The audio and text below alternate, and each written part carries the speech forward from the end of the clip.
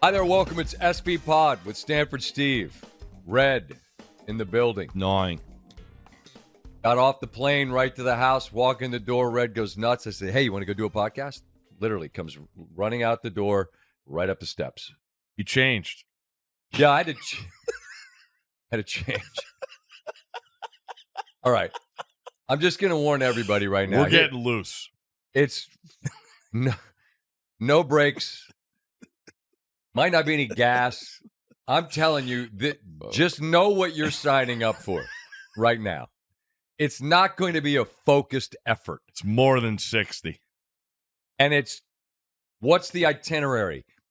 It's all over the place.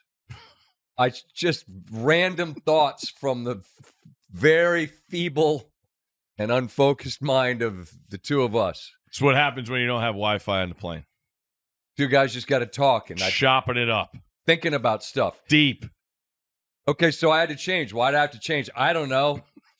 Because I think I dropped half the Egg McMuffin on my sweats. And it left a trail of schmutz all over the place. On that note, I'd like to say this. This is important. I wrote this down. This is what I wrote on the plane. The Egg McMuffin is a miracle. It's a perfect sandwich. It's neat. Except for you. Unless it dribbles down the side of my... There's nothing to dribble. It was the part perfectly for an English muffin. Even though I have gotten smaller over the years. How do I eat? Not well, like not a wolf. Not neat. So I think a hunk of the egg fell out of the side, went dribbling down the midsection. How it went down the side... And then you just wiped it on the side of your leg, I think. I think I had egg on the hand, and then I wiped it on the side of the pants, as you do. Didn't know a poached egg could do that. I need to say this. I don't like poached eggs. I eat poached eggs at no time except on an English muffin. Don't look at me like that. I'm looking at you like that. Scramble the egg. You don't eat Eggs Benedict? I don't like it. Oh, what is wrong? We don't need to go through all that fancy bullshit. Don't need the hollandaise sauce, just the egg. Just scramble them up, bro. Side of bacon, some wheat toast. Let's get going. Back to the Egg McMuffin, which is a miracle. It is perfection. The Egg McMuffin always has that little burnt edge around. I don't know how they do it, but they do it. Cheese always melted perfectly. The poached egg, which I don't like, but I'll do it because it sits right there. And then something about that ham has a little snap to it. There's a little crunch. Am I right? Yeah. I don't eat the Egg McMuffins at any other time than flying back from Monday Night Football. But let me tell you, buddy, when we're driving home, shout out to Steph last night, from the stadium to the spot where we're going to stay, Stanford Steve is already talking about the breakfast Egg McMuffin. Tell him how many you had before we began to taxi. 2. Dose. And I put the hash brown on mine. I prefer to go. It doesn't make any difference. It's tremendous. The way I eat, it's just this, that. Thank you, whoever invented the Egg McMuffin, for making the miracle that it is. I'm not going to say there's nothing better. Certainly there are better things. Wait, certainly there are things as good. Ooh. I don't know what's better, especially in the morning when you're starving, ravenous, and there it is, Egg McMuffin. Best. Did you eat a third later? No, I didn't. You ate a third hash brown. Probably. Yeah, you did. It's fine. Starving. Food situation on Monday night's a bit odd. Neither here nor there. What else? The fact that I had the egg all over me made me realize another thing. This is a problem. We're going to get to the NFL. I have one last complaint with the committee. The playoff grid sucks. Terrible job. We'll do the NFL Pooptown the whole bit, but these are the things that were rip fresh them on the mind. Oh, by the way, for those watching, Oscar Shannon, the folks from Podville, how about this festive setup, huh? Like U-Log? Steve was singing Bing Crosby before we went going. Whoa, Andy Williams. Oh, beg your pardon. You were singing Andy Williams. And Nat King Cole. And Burl. Burrow kind of gets like a 1 month runway every year. Burrow definitely took a slug of something in between the verses. It's fine. Gotta loosen it up. Little Henny. Wish I could get there. I can't. You don't have that? I can't sing for shit. It's fine. Listen to other people sing. Josh Groban can sing. He's going to come on the pod. Hey! Talk about Oh Holy Night. I can't wait. I'm sure he's still wondering, wait, this guy really, that's all he wants to talk about? Yep. That's pretty much it. Speaking of Burl Ives and Andy Williams and old-timey stuff, I've reached that part in life where I've become like an elderly person in this way. How you look, Scott? Hopefully not that much. This way. I'll wear something, a hoodie, and then I'll lay it down somewhere in the bedroom, in the closet, not necessarily put it in the hamper. Correct. Because it's dirty. It isn't. If it's not dirty and I didn't sweat in it and I just wore it and I just lay it down, I'm like, eh. And then what happens? Like the next day, and I have entirely too much stuff. I see that thing and I go, I'll just throw that on again. So we go Monday morning, and I'm all jacked up from the moped incident, cuts everywhere, road rash, trying to get salves and ointments and what have you, and bandages, and it's taking forever. And I know Steve's waiting, and I'm like, I'm a little late. So what do? I just grab stuff that I've worn maybe like 3 times and throw them in a bag. And then this morning when I put them on, like when you asked, that could have been 3-day-old schmutz on the side of my pants. I've reached a place where I'm just like Mr. Rogers, and I put the same shit on every day. You have so much shit. It's ridiculous. I need an intervention.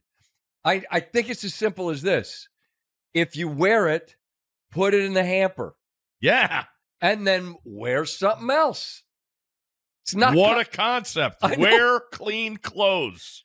I know, but it just seems easier because the rumpled up thing's just right there in front of me. And I'm like, well, I wore it once because I wanted to. I'll just wear it again. God, saying it out loud, it sounds like somebody that needs help. My grandfather used to have a pair of black right pants with the belt still on him on his closet door. You'd go in to help him out. My cousins and I would just be like, when do you think the last time those were washed? But he just put them right back on. Right on. Because unless you had like a spill, why not? There they are. Belt's already in them. What was his name? Pop. Pop? Yep. Pop's pants are right here, man. While you guys are trying to figure out what to wear, you know what Pop's doing? One leg at a time. You mean a black trousers? Cinch that belt up on the black trousers, and let's get into the day. All right. So I'm Pop. I can see it. John Smith passed away. I got to go to a wake. Can you give me those black trousers? So if it was a hardware junket, black pants. Raking leaves, black pants. He was not going to the hardware store. I'm just thinking things a Pop might do. Oh, God. Woo! That's a whole nother podcast.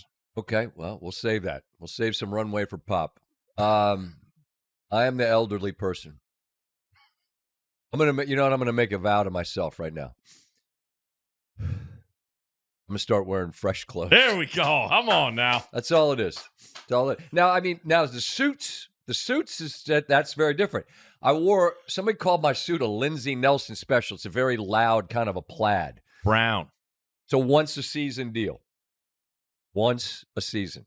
Because a suit like that, like blues and grays, you can recycle them, nobody knows.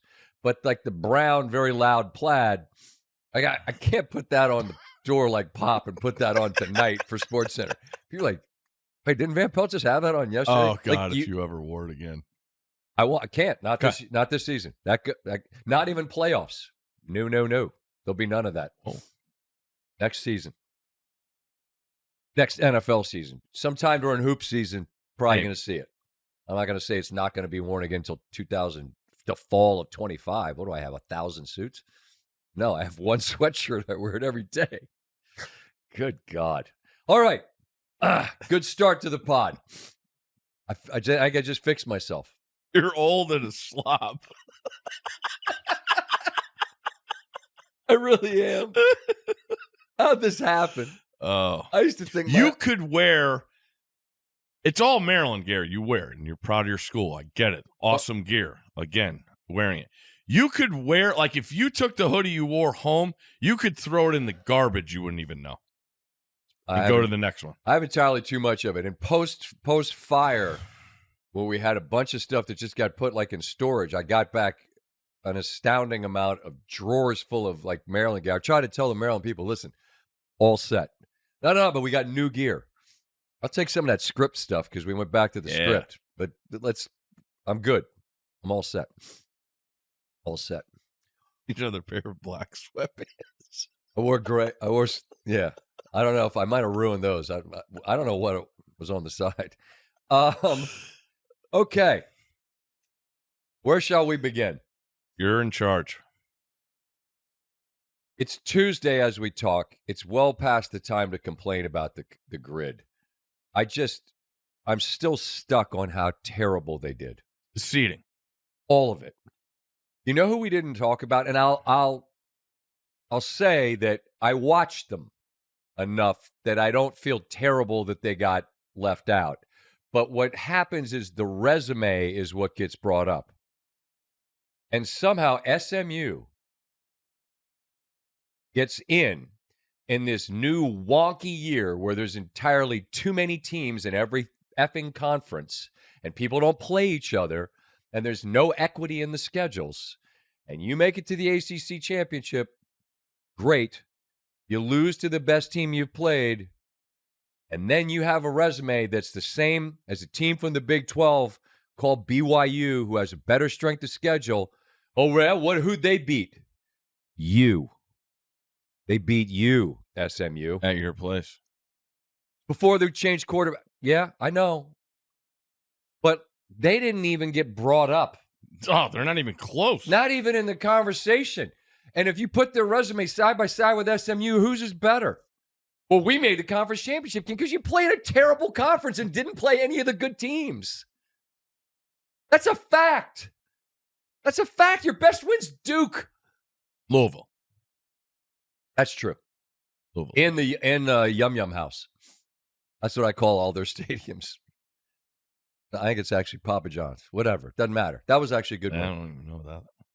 Okay, so that's your good win. Yeah. That was a good game, man, come to think of it. Really good. And I'm not anti-SMU. What I am is how do you apply any logic and reason to any of this?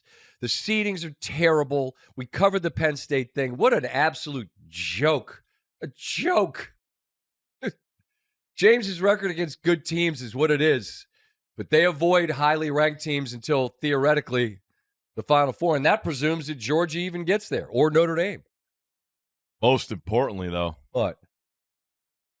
We got a whiteout at noon. Noon whiteout. Steve's been calling What for a it. concept. You can wear your white stuff. It just did a horrible job. Put someone in the room that can help you. And what you really need to start doing is you need to start playing chess. You need to be moves ahead. And I'm talking about the rankings that come before the last ranking. You need to figure out how to not box yourself in where you have no outs. You left yourself no outs in the end. And so this is what you end up with. And again, I think the games will be fun. There's no way in the world that this seeding makes sense. No possible way Boise gets a bye. In no world does that make sense. Are they the third best team on your rankings? No. Then don't put them third. How hard is this? Greg McElroy came down. It was great that he took the time on a busy day to come down to D.C. to sit and we talked. And we could have talked for the whole hour on the whole thing. But I think his point was maybe they'll expand. They have a 2-year run. There's no rules. Cal and Stanford are in the fucking ACC. No offense. Untaken. There's no rules. You can do whatever you want. Next year, make the playoff bigger. But get some people in the room that can put it on a board and say, are you sure this is the path you want to give people? You sure this is it? You want to go on TV and tell Reese Davis and America that this is what the best you could do? Because just like teams should have someone in the booth that can say, hey, we really could use a timeout here before the 2-minute warning. See, you understand how math works? Or when to challenge. You just need someone in the room that's a math person, that's like a Brad Edwards back in the day. Best. Someone that can say, listen, you understand this is, if this happens, you guys have no out. You're stuck. Ooh, I hadn't thought of that. Maybe they do, but this grid would suggest they don't. Okay. I'm past needing, the complaining's over. The games will be great. We understand that. They could be better if you just, some minor tweaks. Right? Yeah.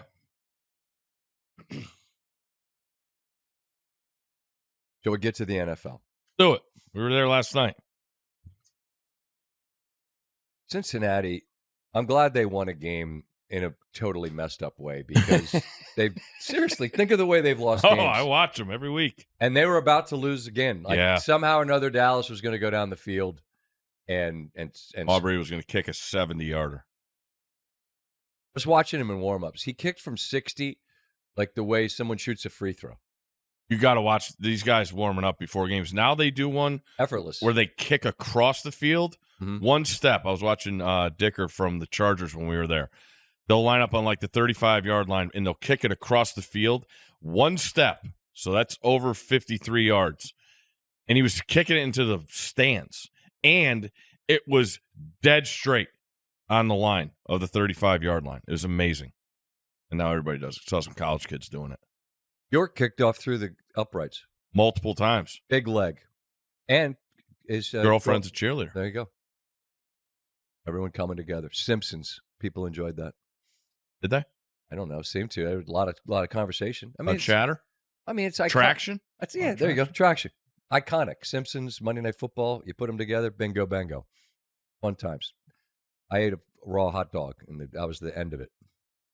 Good times. But neither one of these teams are going to do anything, right? I think Cincinnati's got a chance. I've tried to convince myself they do. It requires a lot to happen. They have a game against Denver. Correct. Obviously need to win that. They got to win out, obviously. Yeah, and then they need help. But as we saw with our fantasy league, things can happen. Things can happen. Paths that don't seem to be there are suddenly there, and then they're not. Mayhem in the fantasy world. I'll just say anybody that was going against Jamar Chase last night, thoughts and prayers.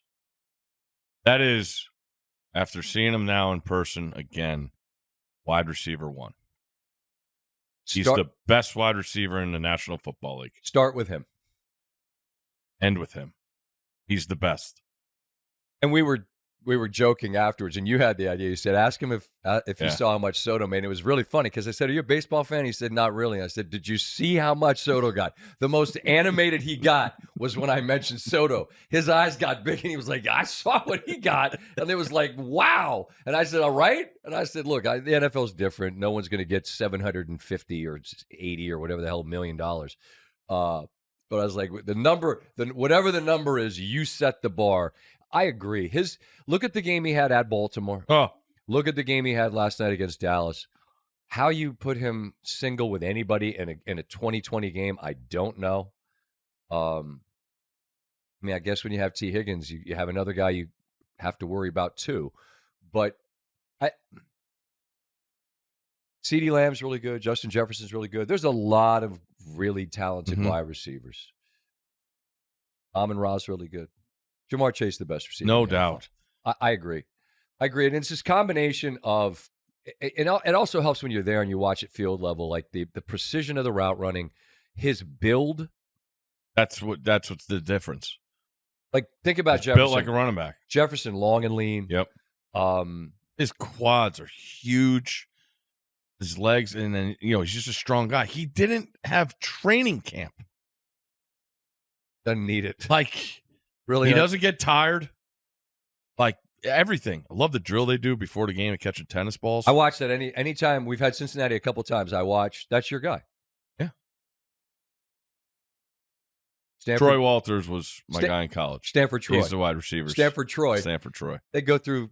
It's just fun to watch. Just what they do to catch tennis balls and one leg and one foot. All that goes into it. He's tedious. Well, you want to be great at your craft, put the work in. The game's on the line. Just throw a hitch to him. 14-177, 2 tutters. Shout out to Tri-Lam. They were in the playoffs. Miracle, and then they weren't. Shout out to the 420ers. In. Have another. How many? Another gummy. Bonjour. Hey, they're in. You got to get in. How many times did he have to probably wake up and check his phone when he woke up? I don't know. I'm still checking mine. It's miraculous. I got in. No one cares.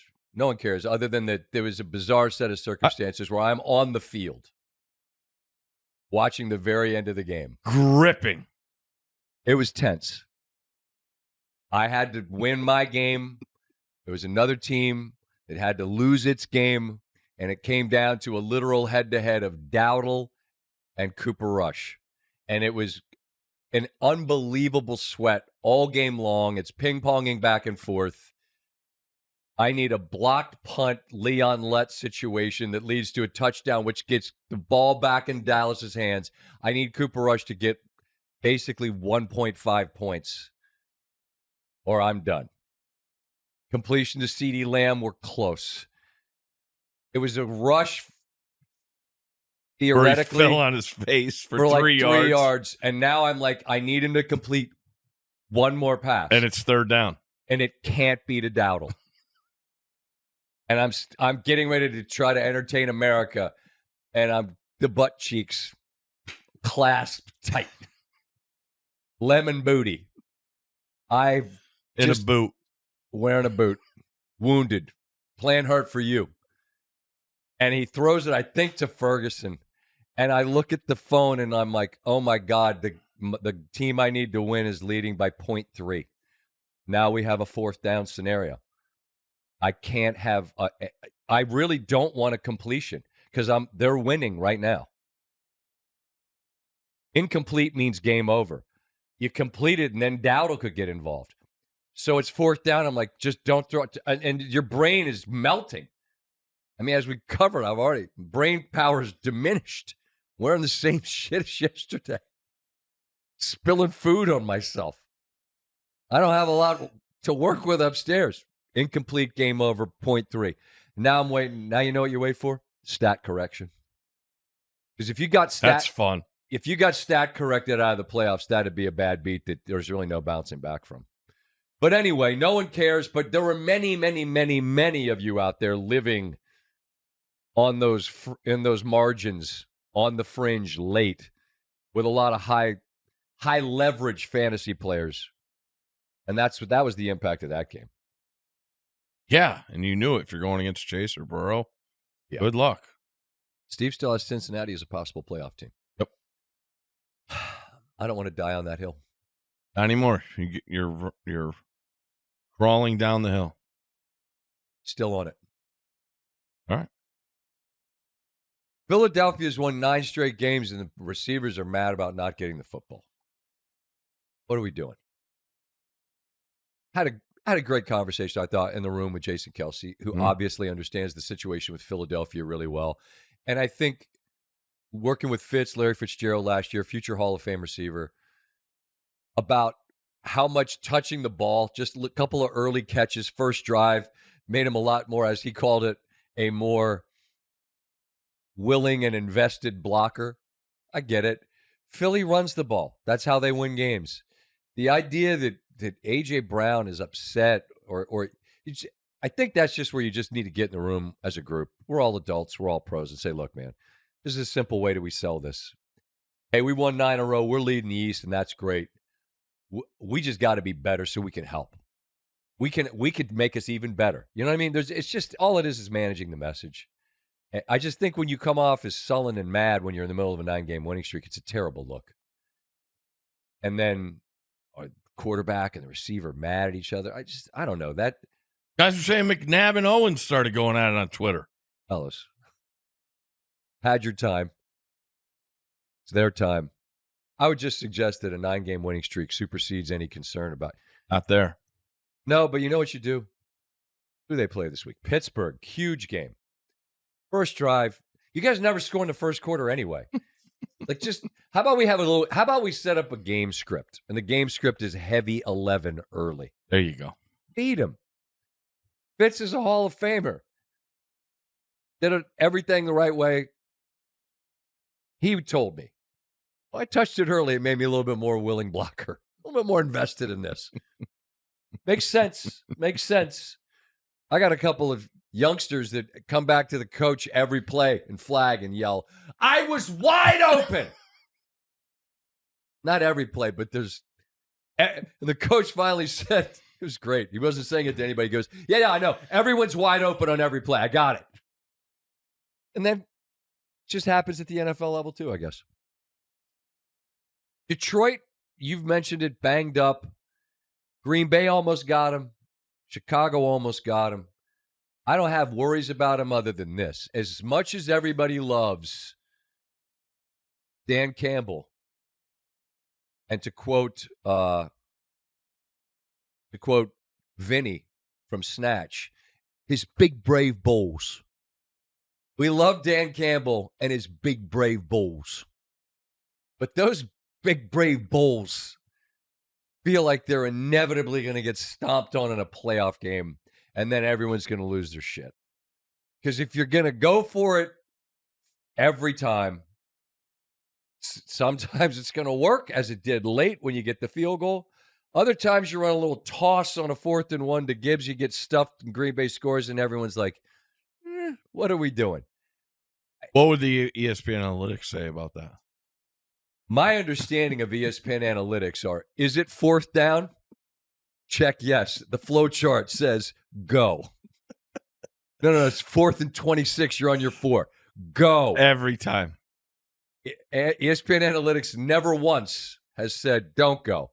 But you know what? There's a consistency and an identity that we all understand is who he and they are. Stakes are getting higher. And so this is where I'm talking out of both sides of my mouth. I've made the blackjack analogy. Mm-hmm. If you hit every 16, then hit every 16. If you double every 11, then double every 11. If you're pressing and you started with a chip, what's your chip? Doesn't make any difference. Whatever your chip is. If now the stack of chips gets high and now it's an 8-3 and you're like, ooh, I don't want to double. Why? Because there's all this money on the table. If you double, then double. Got to be consistent. But this isn't a hand of blackjack. This is a window of time that a team gets where they probably should have beaten San Francisco last year and didn't. And it's not because they didn't kick. There's a lot that happened in that football game. But I don't know how you get away from your identity. And the minute that you punt when it's 4th and 5 at your own 40, everyone looks around and goes, whoa, is Coach shook? You know what I'm saying? I just think it's a tricky lane to walk in. No doubt. And they don't have any wiggle room in the NFC because Philadelphia keeps winning, even if they're mad about the passing. And Minnesota, quiet as kept, they just keep winning too. Love them. They seem to exist almost in the perfect spot, right? Everyone's talking about everybody but us. No doubt. We just keep winning our games. Old little Sam Darnold, cast off from the Panthers and the Jets, and we just got our little guy over here. Got 87 back too. You got some nice toys to play with. They really do. Addison had a monster game. Addison benefits so massively. I thought Ryan did a wonderful job with that on Countdown, just showing you the ways that having a guy like Jefferson, the gravitational pull of that dude, creates. And it's like what T. Higgins does for Cincinnati, although not quite enough for Wifey last night. Angry Wifey. Nuclear reactor meltdown anger. She really takes making fantasy playoffs seriously. She did not. T needed a few more squeezes of the pill. But that Minnesota team, we finally on SportsCenter Sunday night with Tim Hasselbeck,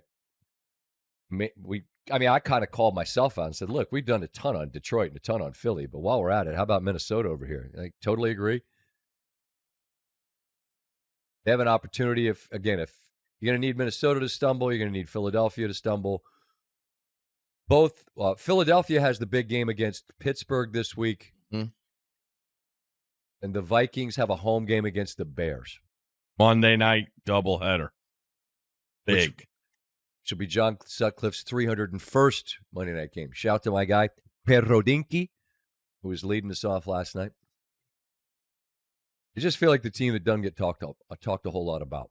I love watching them. Always get a screen on my TV. Stay in the NFC with this. NFC West gets more and more interesting as we go. The game of Sunday was Rams-Bills, Stafford Allen, both of them just dealing. And the Rams now play at San Francisco on a Thursday. San Francisco, as we know, at running back, incredibly banged up. You lose McCaffrey, which gives Mason a chance. Then you lose both. Then you get Garendo. Garendo's battling an injury. But short week. Hard to know if he'll be available. But you've got a home game against a team that you surrendered a 10-point fourth quarter lead to. Got to have this game. And San Francisco is a team that as they get more guys back, was it Hufanga, Greenlaw, windows open back They're practicing. up. I mean, you wonder why this team struggled, man. Difference makers on both sides of the ball that have been unavailable all season long. But those two teams play in a semi-knockout game. Seattle keeps winning football. I think Seattle spent a brief period of time in Pooptown. They might have just been on the couch. I think it was home. Yeah, you put them in there because they were terrible at home. They lost 4 straight home games, and I said Seattle at home, Pooptown. Well, Seattle on the road last week. Big win against Arizona. Not just the road win, but a head-to-head in your division. They host Green Bay. There's some gigantic games coming up this week. Who do you like best in the NFC West? Ooh, that's a tough one. I agree because I'll just say this. I all of the above. We're on the exact same I think we're on the exact same page. All those teams could win multiple playoff games. You think Seattle could win multiple playoffs? Yes. I think Geno is one of the more underappreciated and slept-on quarterbacks there are in the NFL. Geno's just got to throw to the toys he has to play with and not the other team. That's it. That's all they have to do. They did it last week without Walker. Yeah. Charbonnet. What did Boomer go with? I don't know. What did he do? I thought he did Chardonnay with the pop. Oh, he did. I think he would. I know for Jonnu Smith, he said, you can dance if you Jonnu. We'll be right back. Charbonnet was going to be the Hemi nominee, and then I'm like, wait, no one's going to put Josh Allen on this list? The guy had 6 touchdowns. He's your favorite athlete, right? That's a great question. Yes. I love to watch the guy play. Simple as that. And I love that there's this sort of drunk, he's not drunk, but imagine a drunk person walking on a balance beam where it's like, oh God, oh God, oh God. It feels like there's something bad could happen because it's just, there's a frantic energy. He took off running, and it wasn't like 6 yards, it was 30. He's chunk plays, touchdown after touchdown. I mean, 3 for 3, threw for 3, has valued the ball this year. Yeah, I mean, I enjoy watching him as much as I enjoy watching anybody in the NFL. But that said, Stafford's right there for me. I absolutely, and I'm in the tank for the guy just because we've known him for a long time. And I just think he's a pro. I've always admired. I talked about this when he was in Detroit. Admired that he played through a ton of injuries, tried his best for a city. And he was spectacular in that game Sunday. Spectacular. Puka Nacua was awesome as well. But the Stafford-Allen back and forth was just bananas. What's 44-42 in the end? Yeah, it was 31-14. Great game. It really was. But you go back to the West. I can't quit San Francisco, and I won't until they're mathematically eliminated. And even then, I'm going to be like, are we sure? Just because I think they have so many people that have been in big games. I suppose you could say that certainly of Stafford, McVay. And Seattle, meanwhile, is like, we're in first. We're in first. Yeah. I mentioned Green Bay goes to Seattle. Green Bay impressed me in that game in Detroit. They're a hard team to beat. Cause you know what it is about them that I was thinking about, that they've been in a bunch of games in these last 2 years, even games they've lost, where they'll be down big, but then they fight like hell, and all of a sudden it's like a one possession game. Mm-hmm. I think they've some teams, once they're down, they're toast. Not them. Green Bay has a capacity with Love, and he'll throw it to the wrong team kind of a lot actually. But that's a hard team to get rid of. I wouldn't want to deal with them in the playoffs, but you're going to see them because that's clearly a playoff team. Yeah, they did Thursday night. Now they're Sunday night, and then we go Monday night. What was the temperature in Lambeau today? I believe 1 degree. We need to sort that out. What are we going to sort out? Dress warm. Yeah. Suck it up. Yeah. Playoffs. Not quite, but it's our playoffs. Correct. I just mentally. You've seen a game there? Yes, with our friend Andy North. It was a Monday night game. It was really cool. Maryland played Wisconsin on a Tuesday in the then ACC Big Ten Challenge. And that's when I learned about the Cole whistle.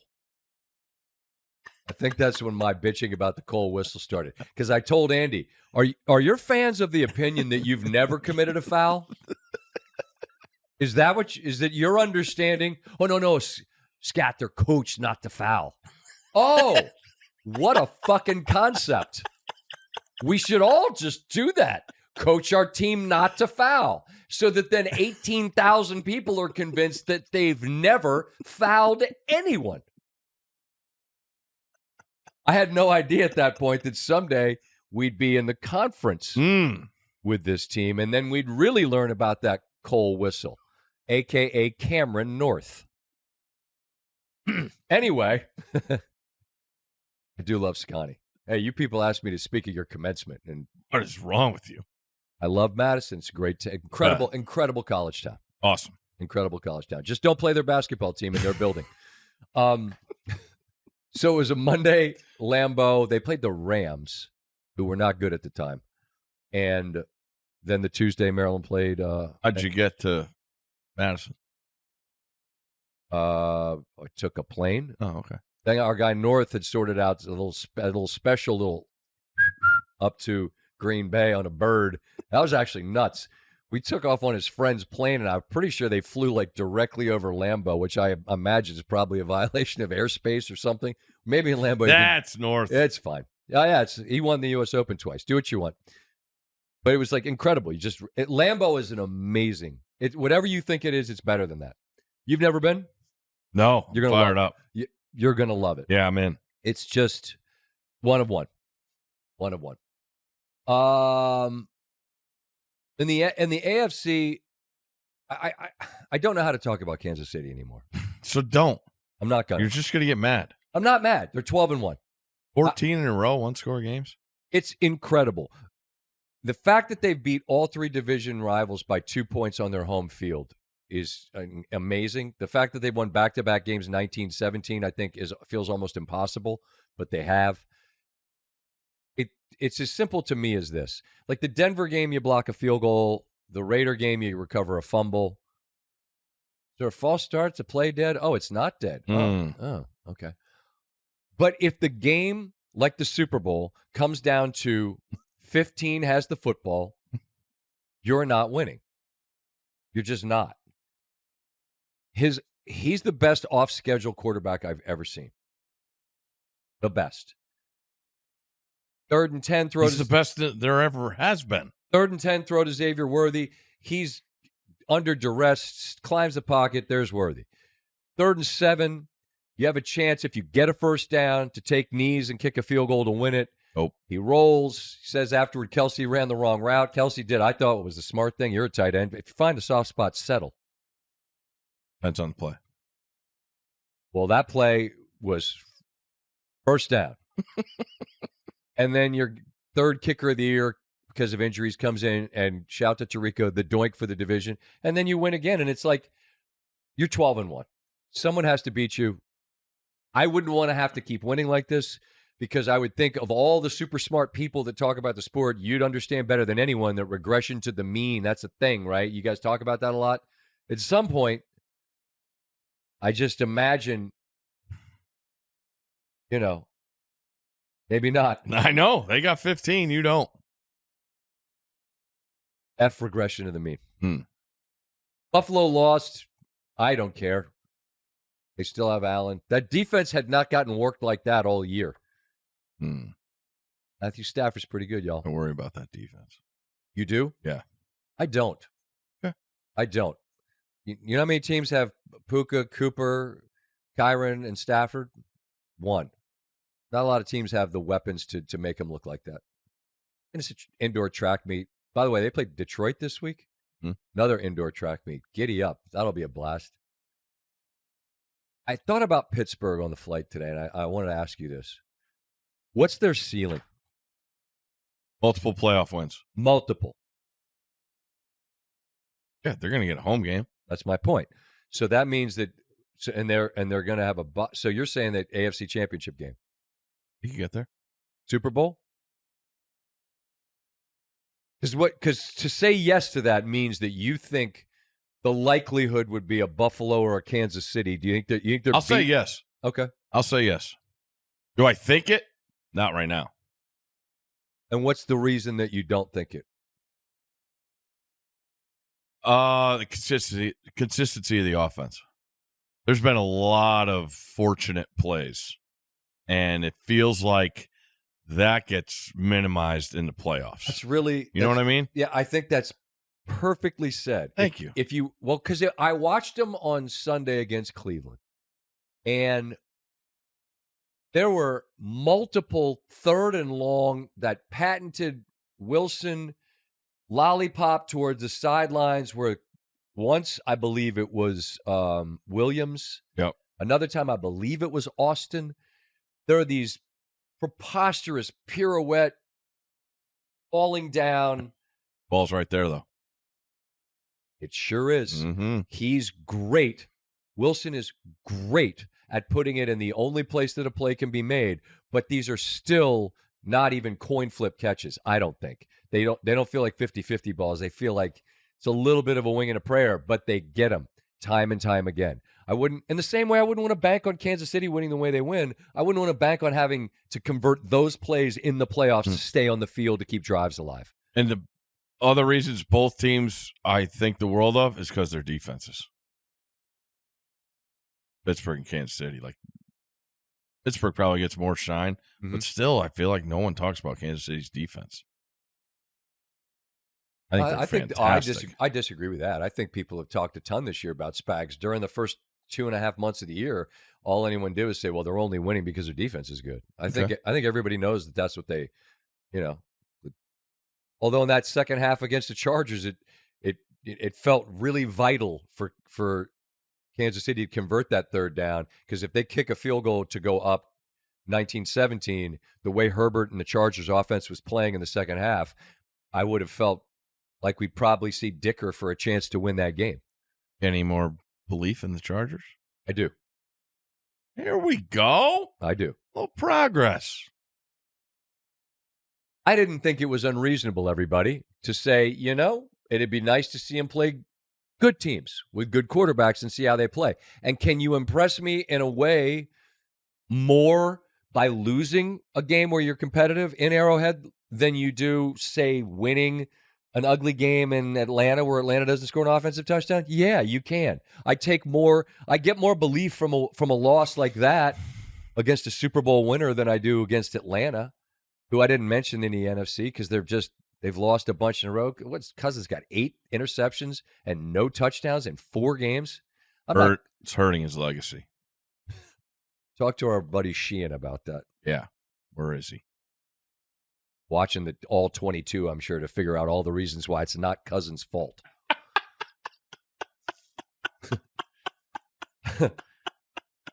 Tampa's a team I wouldn't want to play in the playoffs just because Baker and those boys are going to fight you. Love them. I think they're going to win the division again. I mean, Looks that way. They got a 1-game lead. I think Atlanta's path is not as tough, I don't think, in the last 4. No, actually, maybe Atlanta's is harder because Atlanta has to play Washington. Tampa already beat Washington. First game of the year. Correct. I had no idea Washington was going to be fun and good at that point. Baltimore gets back into it this week. What do you do with them? Like, how do you? I think I believe in them more than you do. Can you offer this is what I think of Baltimore at mid-December feeling? I'm nowhere near as confident in them as I have been in years past because it feels like it's the same deal. Which is when they play the best teams, they don't play their best, right? But the bad losses this year too. Right. No, look, I mean. And that kicker thing is real. Who was it that asked the question about, did you ask me that? Brian Clark. Right. 50-yarder to win the game in Arrowhead. Are you confident? About Tucker. And I took a pause, and I swallowed hard, and I said, yes. I thought you said no. No, I said yeah. Oh, I said no. I didn't really mean it. They're going to be there in the playoffs. Is Lamar going to play well in the big game? That's what we're going to wait on. Same thing. They have the same record right now as Seattle. They have the same record as Washington, who they beat. They have the same record as the Chargers, who they beat. They're an 8-5 team, and they're gonna. What's up, big boy? They're not going to end up 11-5. No, and they're gonna end up having to go on the road and win playoff games. I mean, that's the place. The reality of the Ravens. Oh, there you go. That's the headline. There you go. I think the reality is they're a team that could put a scare into / beat any team, but could also lose to any team. And I don't think that great teams have that gear. And you haven't watched Hard Knocks either, huh? Busy guy. You got to work tonight? We do. Tuesdays have been off. I had a mental moment there where we got off the plane. I got in and went up to my room to take off my disgusting sweats that apparently I wore for a month straight. Put on some new stuff, and I was like, oh, wait, we got to do a show tonight. Big one. Is it? Fired up. Red, could you not chew the boot? You got a toy right there, buddy. Come on, chew the wreath. Don't look at me with your ears not the up, one on the wall. No, Red, we're not doing this. Okay. Hello, buddy. Hello. Who's a good boy? Okay. No, don't eat the microphone. No. There we go. Okay. Or the card. There's a horse in my lap. Okay, Red, sit down. There you go. What else we got in the card? We good with the end? Oh, we got to do Pooptown. Ladies and gentlemen, Pooptown. There's nothing else, right? I don't think so. We're good. Well, there's a great slate coming up this week. Some fun, learn a little more kind of deal. Yeah. Buffalo, Detroit, San Francisco, Los Angeles, Philadelphia, Pittsburgh, Green Bay, Seattle. I mean, I think we know who's good. On the back end, it's going to be who gets in. Bengals are 20-1 to make the playoffs. Let's pool our money. 50 timer. What do they say? Pizza money? Pizza money. Why not? Throw it on there. Holiday season. Here's who I have in Pooptown. I want to start with all of New York City. Whoa. Not the city. All of New York City football. Pooptown. Giants. The Saints-Giants game was on one of the screens just because I couldn't take my eyes off it. And I can't. You were telling me about your friends and the getting up at 8 on Sunday. Oh. Are they Jets or Giants fans? Well, there's both. How do you do it? Money invested is what I was told. Okay, but why do you do it? You don't have to go and subject yourself to this misery. These teams, year after year, are buns. It's incredible that by accident, one of them isn't good. But it's not just that they're kind of not good. Like there's teams out there like, I don't know, what's Atlanta right now? I don't know. The moments they've looked good. The Giants and the Jets, it's just a horror show. and you get a kick block, but you want to know what? That's what you want. You want to lose as much as you can because you want to be able to draft somebody that gives you hope for the future. Let's spend thousands of dollars and go root for our team to lose. What a concept. We argue about this. If you're the Giants right now, winning that game the other day, when Gano makes it, you would have had to sit out in the misery for another hour. That would have only tied the game, too. So that's my point. You would have had to endure more of that incredibly bad game. And are you rooting for him to make a kick and win? So then you're – for what? Then the Jets, they're up 8. Give up a touchdown, 2-point conversion. Game's tied. Dolphins win the flip, go down the field. Jonnu Smith, touchdown, game over. Jets lose again. Jets and Giants, Pooptown. The Raiders are in Pooptown. Pooptown! I think we understand this. I can't. Next. Raider rematch. What do they call it? Revenge game. Both New York teams, they're in a suite in Pooptown together. I think Tennessee has maybe the best, whatever the worst accommodations in Pooptown are. I think you might have to get them because you just lost at home to another team in Pooptown. Solitary confinement. Pooptown. You Get don't there now. Tennessee. No Wi-Fi. There's no Wi-Fi. Can't play on your devices, Tennessee, because you got beat, no utensils. You got to eat with your hands, like me. You lost 10-6 to Jacksonville. I mean, wow. Jacksonville, you don't get out of Pooptown for beating another team in Pooptown. You're in Pooptown. Pooptown! I'm right, you're wrong. The Chicago Bears are in Pooptown. How are they not? How? Pooptown! their Why? second half team. Of the season? No. Of Games? Yeah. Well, there's 2 fucking halves. How about that? All right. You got to be bad in both to be in Pooptown. You don't make the rules. They're not as bad as the Giants and the Jets and the. There's levels to this. Understood. No one's There's saying that Pooptown and not Pooptown. the Let's get our pal Big Cat on the phone. Ask him what he has to say about if he's got his tiers. Just text him. Ask him, are the Bears in Pooptown? Tell him on a much less popular podcast. Like he has his things. We have everyone's got tiers or whatever you want to call it. All I have is Pooptown. I say the Bears are in Pooptown. I said Jacksonville's in Pooptown. I'm going to tell you a team that's not in Pooptown. Hung up on me. He hung up on you? They must be. Well, probably you're they're doing probably their taping. stuff. Yeah. Well, I just need to know they're in Pooptown. Text him. I'll text him. This is riveting content. Are the Bears in Pooptown? No. Are the Bears in Pooptown?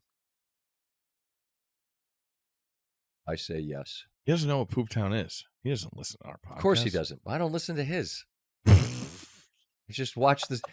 We all just watch the clips on social media. And then we listen, to when we can. Everybody has one. It's great. Exactly. What do you think? I got time to listen to every friend's podcast? Where's Dad? He's been upstairs in the same clothes for a week listening to all his friends' podcasts. You got shit to do, man. It's fine. They're fine. They don't need us. But it's award-winning listener. And AWL. And AWG, right? Am I an award-winning guest? Oh. They only ask at the Masters. They're too busy for me. It's fine. What was I going to say? The team that's in there. Oh, the team that's not in there. Cleveland Browns are not in Pooptown. Here's why. Because I like Jameis. There we go. Now the true colors of Pooptown, which everyone knows. Look, do we all understand they're mostly in They have 3 wins. They stink. Ravens, Steelers. Who'd you beat? Great. That's who they beat. They showed fight against Denver, or as Tim Legler would say, fight. So if they play a 1-possession game against the Chiefs this week, they're not in Pooptown. That's correct. They get all right. I'll make you this. Perfect. I'll make you this deal. They're gonna because that's what the Chiefs do. But if they don't and they get trucked, I'll put Cleveland in Pooptown. But until further notice, they're not. Carolina Panthers, absolutely not in Pooptown. Not in Pooptown. That team fights. Good for Bryce Young. They battled. Hey, if Leggett gets an arm under it, so close. Man, that's you might have beat him. I just love seeing Bryce Young be Bryce Young. Yeah, because you know what? Hand up, right here. Totally wrong. I was wrong. I had a lot of company, but I was like, can't do it. You know what? Looks like you can. Yeah. Look at the quarterback. Look at the teams in Pooptown. Look at their quarterback situation. You're just going to throw a number 1 pick away? And guess what? You maybe have 2 quarterbacks in this draft. So I don't know what the options are.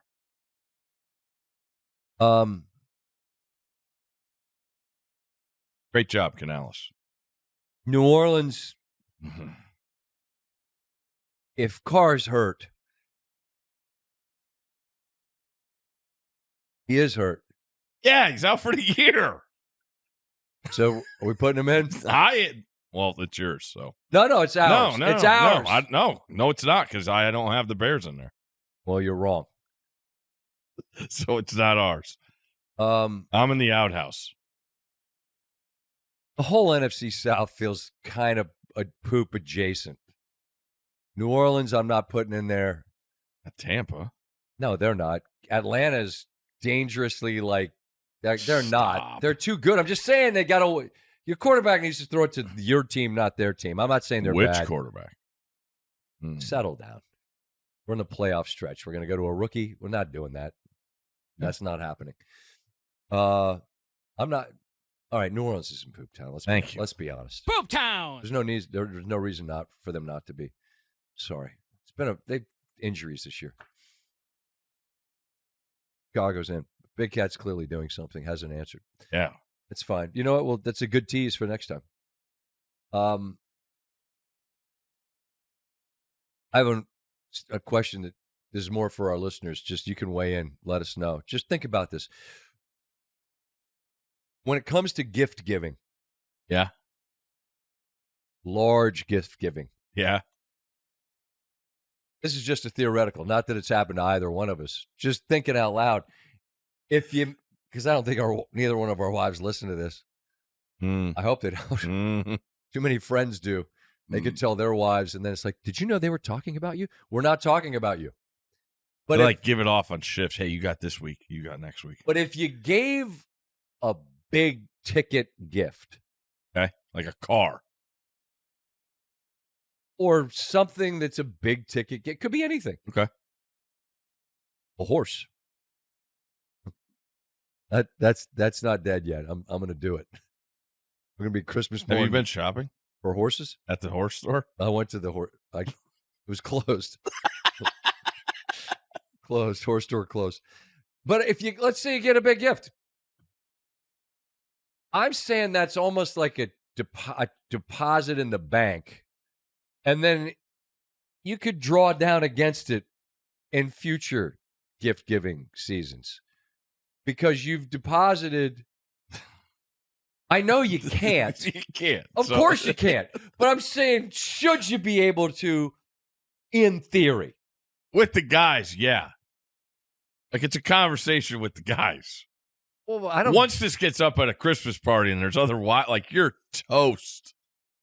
I'm just saying, it becomes difficult because you owe. I always want to be a. They always say don't be a one-upper. Yeah. I feel like you always try to one-up yourself gift-wise. Correct. And so once you reach a point, clearly you can't just say, hey, I gave you a big thing a while ago, no Christmas. It's not what I'm saying. I guess really the reality is this. If you're generous and you want to make people in your life happy, then it just becomes difficult because you always trying to be the one-upper, and then next thing you know, you buy a horse. I can't buy a horse. I'm not going to, I don't think. Because if I do that, then what am I going to do?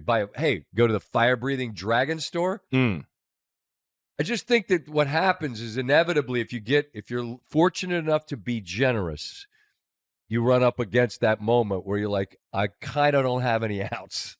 Yeah, because like the thing I've been thinking of is, be creative, something she really likes. What does she want?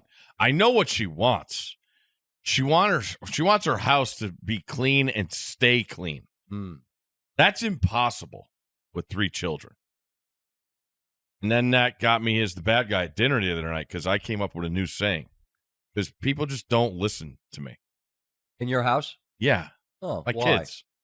So I just came up with, you're going to do it when I tell you to do it. Because it's a simple thing. Hey, bring your shoes upstairs or put your shoes in the closet. I was gone for 4 days. The same pair of shoes were sitting underneath the kitchen table a week later. No one listens to me. I find that odd because you're a jovial presence, but you're also an enormous man. An enormous man with big, giant mitts that would never be used violently. I'm not suggesting that. I'm just saying just a finger wag, just a matumbo would be like, hey. All right, I'll go with the finger wag. Give him this. Hey. Got to get those shoes up from underneath the table. Just a booming, exasperated, come on. You're good at that. It's really all that has to happen. One come on and a finger wag. But little girls are so good, and it's like, why are you yelling at me? And then it's like, do you really want me to yell at you? Exactly. And I can't. No, don't do that. Because they're already crying by that point. Yeah. But I'd say that they're... You know exactly what I'm talking about. Of course I do. Like every parent knows. All I'm saying is, do any of y'all have kids out there that do what you asked the first time? No. How do you do that? What happened? How did you wire them in such a way that they do? Because I'm not asking you to get on the roof and do, like, you know what I'm saying? I'm not asking for anything difficult. It's just, hey, can we pick that towel up that's on the floor? That is a bridge too far. The shoes under the table for how many days? How long was I gone? 3 days? I think that's the problem. You know what it is? They resents the wrong word. They understand that what dad does is what helps take care of the gang. They miss you. And what kids want is attention. They don't care what kind of attention they get. So if they leave those shoes, they know that then they're going to get dad's attention. Well, they got to deal with me for like 5 straight days now, and that hasn't happened since football started. And you know what they're going to be saying come about Friday? Mommy. Don't you have a game to go to, Dad? Nope, I'm going to be right here. So those shoes under the table are going to go. Oh man, go back to the one-upping. Are you an? I'm the hardest person in the entire world to get anything for, because when people ask you, what do you want? What do you tell them? I have everything. Nothing. Everyone hates me because they say, just tell me something. I'm like, I'm blessed. I'm grateful. I don't need anything. Don't waste your money. And you know what people do? They go buy me stuff that I don't want and will never use. And I'm like, I'm begging you not to do that, because I don't want to feel guilty that you got me something that I neither want nor asked for. And now it's on me to make you feel better for this thing I didn't want. When it comes to my mom, I love cookies. Just some cookies would be awesome. I'm not making you cookies. Please make me cookies. I can't buy them anywhere. You make cookies better than anybody. That's all I want. Then you're the bad guy. No. I'm all right. We're good. All right. Mom knows. Just make when sure. You getting the cookies? I don't know. But when I do, I ain't sharing them with nobody. What kind of cookies? I'll hide them jonts. What kind of cookies? I'm so basic and weird. This is where I like burnt peanut butter cookies. Exactly. I see your eye roll. Now we've got all these family. So they're hard? No, they're not hard. They're just a little bit burnt on the bottom. Trust your boy. Okay. There are all these different family recipes that are like hard cookies. There's like a crunchy toffee with like a chocolate bottom. It's like a brittly kind of a thing. You like the peanut butter ones with the Hershey Kiss in there? See, okay, that's a great question. You know what? Sure, Mom made those when I was a little kid. You know what I did? Push the snapped Hershey off. Kiss out? Just no. Pulled it off, left the peanut butter cookie with no thing on it. You just give me some chocolate kisses then. What's the point? I would just inevitably take the chocolate kiss off the cookie. Which part would you eat? The kiss. Just said you love peanut butter cookies. That happened late in life. You are difficult. I agree. But I'm not because I'm So just you don't saying, eat them now? Oh, no, I eat the peanut butter cookies. We don't make the Hershey How Kiss do you eat ones. them now? How do I eat what? Peanut butter cookie with the Hershey Kiss in it. I don't get those. I don't ask for them anymore because they stopped making them because why would I make this when all you do is eat the kiss off the thing? So now just make me the peanut butter. And burn the bottom. Bingo. Weirdo. Weirdo is right, but I like what I like. I just know I'm difficult because I don't need anything. But I love to buy, even though I know I can't top. And you know what? They don't want you to top it. Okay. Except maybe your kids. Got another example of them not listening. We do the Secret Santa. Obviously, whoever has mom has to come to me. Yep. It's been over a week. No one's come to me. No one listens to me. 11, 8, and 5. How are you getting a gift for your mom? No one's told you? No. So you're home tonight. No, we're working. Oh, that's right.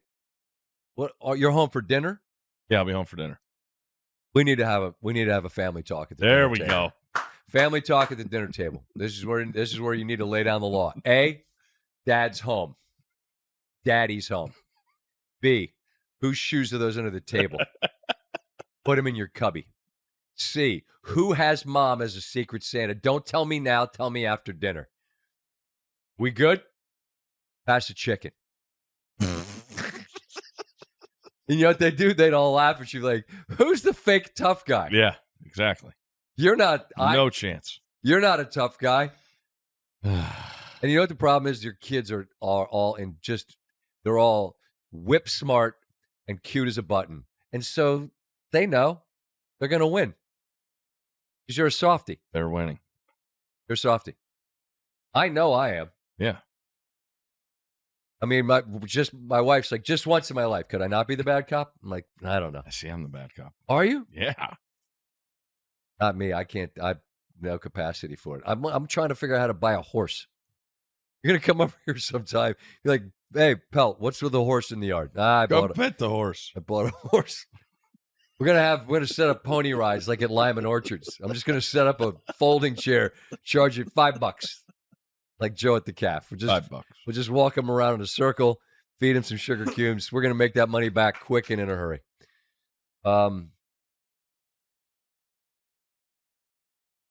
Just becomes it's a fun time of year. The stress is going to begin building here shortly. It already is. Because I don't feel like I have enough time. You don't. Well, you know what I need to do then? I need to go get online and just start firing away. And I will. Oh, I know you do. I will. What else you got? I don't know that I have anything else. Oh. This is important. College football playoff we're excited about. The Bulls. Super excited. Bulls not so much. I still don't know who's. But I don't know who anyone's playing. We went through it on the plane. You're not counting down the days, but when it's on, you'll watch it. Of course I will. Yeah. But it's bowl season and it's also portal season. To the youngsters out there, I get that you need your edit so that you can post your thing on social media and get the attention. I get it. Let me just help you out, a little PR. You don't need to say the nice stuff. With that said, because with that said is the same thing as no offense. If I say to you such and such, no offense, what I'm about to say to you will probably offend you. With me saying it's been wonderful to be in College Park. Thank you to everyone, Terp Nation, College Park, da-da-da. With that said, deuces. Fuck y'all. I'm gone. You don't need to say any of it. Just say, listen, we're allowed to go anywhere we want every year. We have unrestricted free agency every year. We're the only sport in the world that has that, and I'm going to exercise that right and go get more NIL money. You don't need to say that God directed this. I don't think God's in the portal. I think God's everywhere, including where you are. You just don't have as much money here. We don't need all of these layers. Don't need as many edits or with that said, and we don't need to imply that the Lord directed No you. one's reading your paragraph. Where's no one. Where are we going? Right to the bottom. Oh, You're going pro, or you're transferring, or you're not staying. No. You don't do a paragraph if you're staying. Now, some people do. Let's run it back. Oh, okay. Yeah, you're right. Might run it back. That's minimal. Agreed. It's fractional, and it's amazing. It's amazing. And people, when I've done this topic on SportsCenter, the people hear what they want to hear, and they'll turn it into, "Oh, you don't want players to make money." I'm all for players making money. I just don't believe that 17 to 20 with the COVID 26-year-old whatever. Some dude is going to be 30 that is getting his 8th year playing Bowman, right? Is like literally. What? I don't believe that people that in that window of age who aren't actually in the NFL or the NBA should have unlimited, unregulated free agency. It doesn't make any sense at all. This is where you say, well, coaches can leave. Yeah. Are you familiar with the term buyout? They pay a buyout and they can go. This has to get sorted. You have to restrict the movement. But given what it is right now, it's the wild, wild west. Everybody can go wherever they want, get as much money as they want, take it, and then do it again next year. Look how many guys there are in college basketball this year. They're like on their 5th team, 4th and 5th team. It's insanity. I don't think, how's that? It's good for people, I guess, if they can monetize it. But a lot of bad actors out there that are trying to get their piece. It's not like this all ends up in kids' pockets, but that's a whole other conversation. Anyway, with that said, good luck. One thing. Yep. You mentioned, it's God's plan for me to transfer. Yeah. But what about when you say it's God's plan for me to transfer again? God changed plans? Does he call you or you call him? You just pray, Steve, and that's when the Lord's like, I think you should go look. The multiple transfers is just, do you delete your old one when you make the new one? There's so many thousands of people in there that no one even remembers the last one about after much prayer, God's plan. With that said, because the multiple transfer, that just makes me laugh. I saw, and no one read your paragraph. I saw multiple ones today. There was a guy that doesn't matter, but it was multiple transfers within the SEC from this school to that school, now going again. It's like at least the 3rd time that this has happened. And this will happen hundreds and hundreds and hundreds of times because there's no rule to stop anyone from doing this. And I get the people that are just want to stick it to the man, and the coaches and everybody's been exploiting, and now you want players to be able to exploit. Well, they can make money, and no one's saying they shouldn't be able to. Let me make it clear. I'm not saying they shouldn't be able to. I'm saying get as much as you can. I'm saying you shouldn't be able to do it again next year because professionals can't. There's no way they could go back to the old way where you got to sit out a year, right? I would suggest don't just complain, have a fix.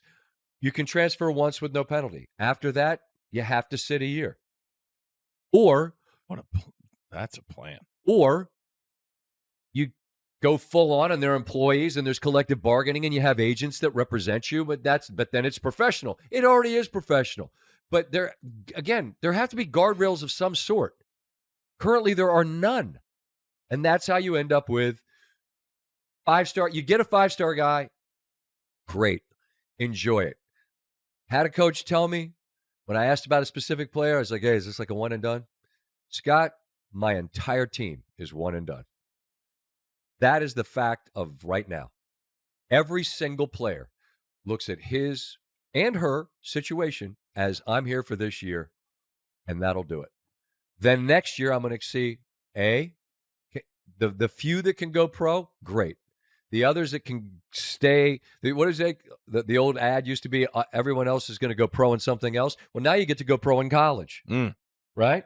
And just go get more NIL money. Hashtag get them checks. With that said, deuces. I'm out of here like last year. It's just insane, man. Yeah, it's brutal. It really, really is.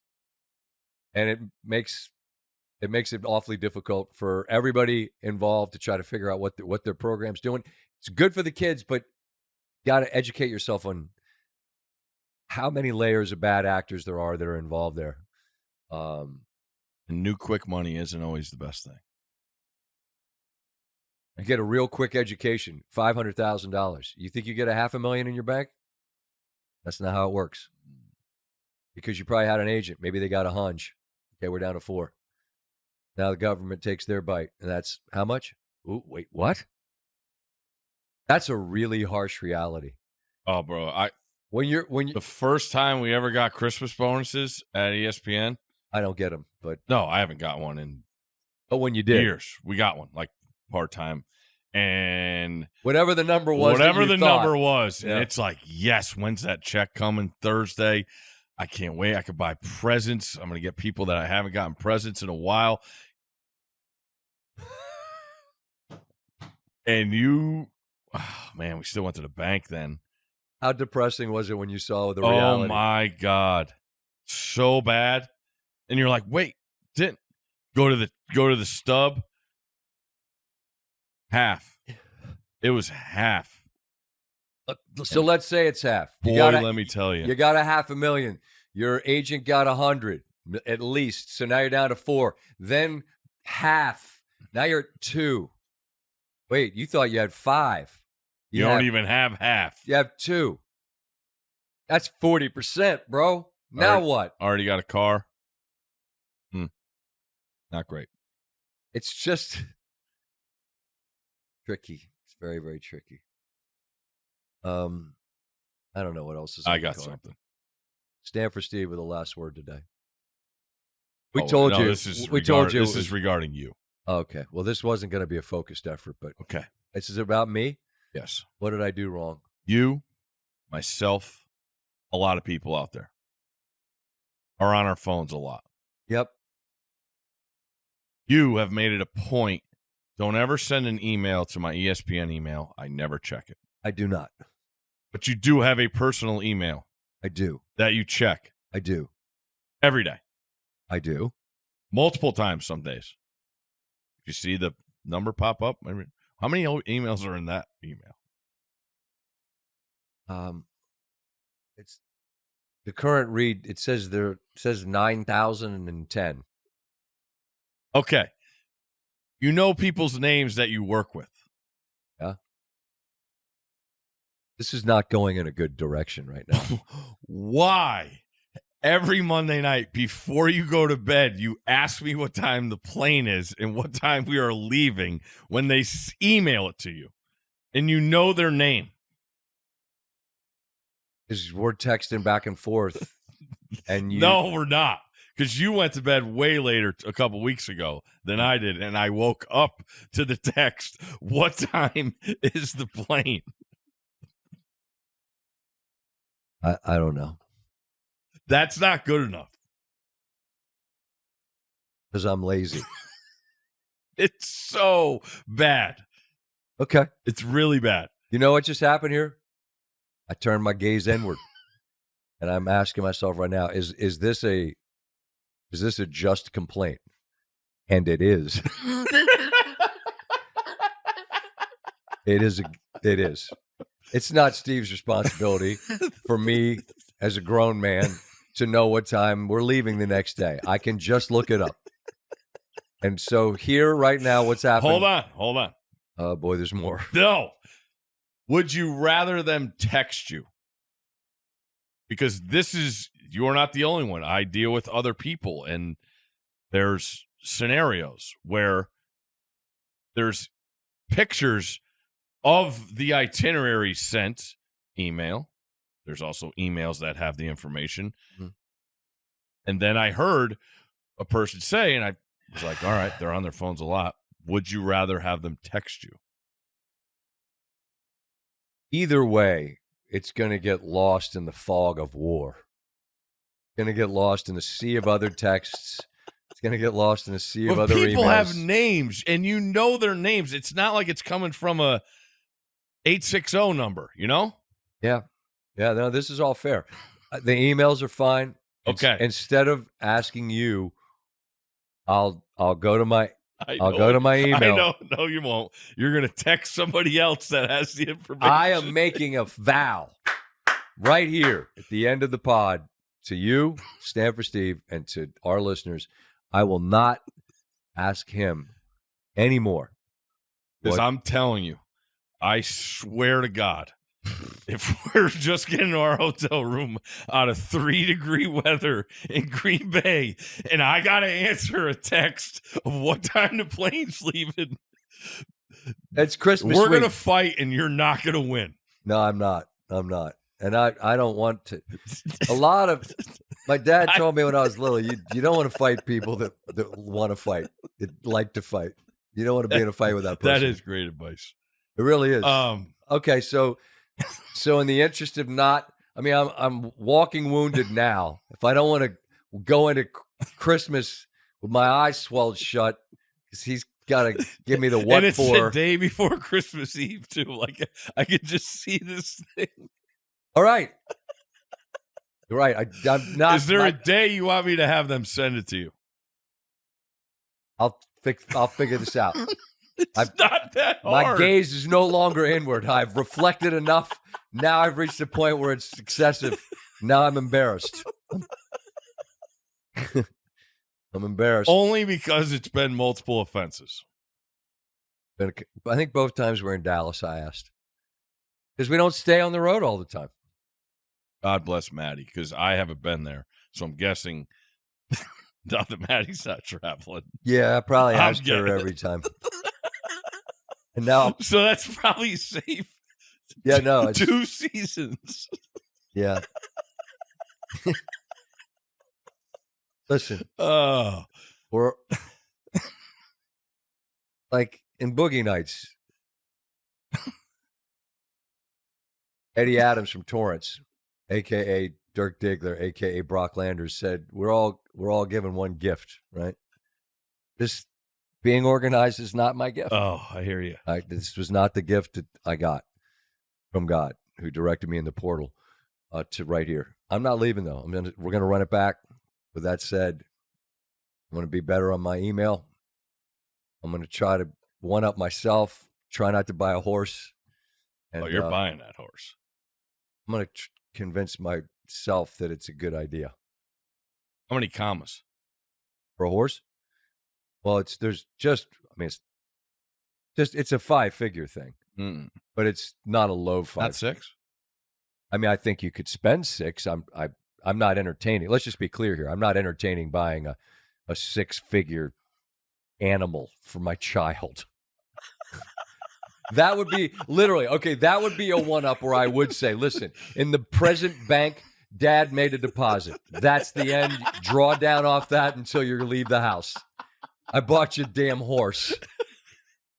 Yeah, but Dad, I don't want to ride anymore. Well, that's a shame. Boy. You're going to ride that damn thing to school.